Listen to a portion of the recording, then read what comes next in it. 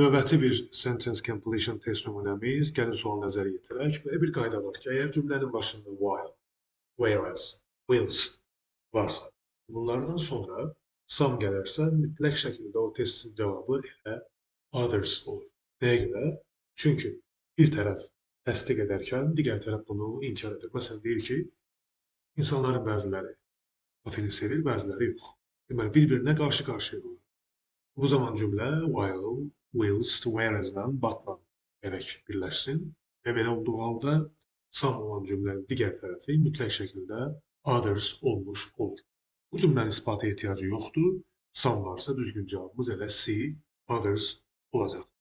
Yəni, düzgün cavabımız elə C variantıdır. Səbəb də ki, while some olan tərəfdir. Digər bir test nümunəsi. Qayda deyir ki, əgər cümlədə güzəşt budaq cümləsi varsa, tərəflər bir-birinə qarşı-qarşıya qoyulmalıdır.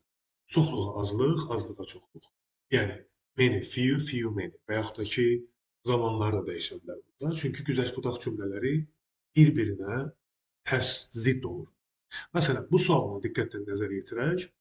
Görürük ki, cümləmizin başında will var, Kenya təkdə olan bir mübtədadır. Gedib variantlardan it axtarmalıyıq. Xəbərimiz keçmişdədir.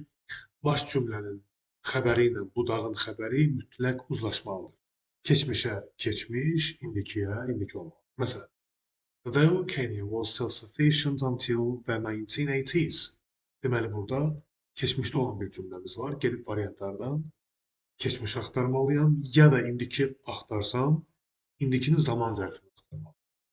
Məsələn, A variantı diqqət yetirin. Görəcəksiniz ki, the same problem faces indiki zamanda. Past and present uzlaşmaz.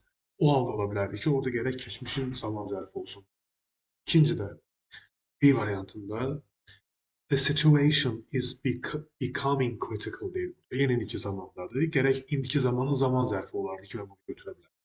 C-də have been disregarded deyil. Yəni indiki zamandadır. Zaman zərfi yoxdur, ola bilməz. A, B, C ola bilməz. D-də are dropping fast. Kəskin şəkildə deyir, düşür. Deməli, bu da ola bilməz. Çünki indiki zamanın zaman zərfi yoxdur. İndi baxın bir variantına. It now imports 80% of its food.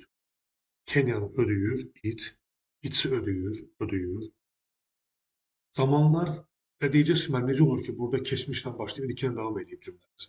Çünki fərqli zaman zərfləri var. 1980 ilə now, yəni indiki zaman qarşı-qarşıya qoyulur. Belə olduqca zaman düzgün cavabımız elə E variantıdır. Tərcümə ehtiyac yoxdur. Sadəcə mən olsam deyilərdim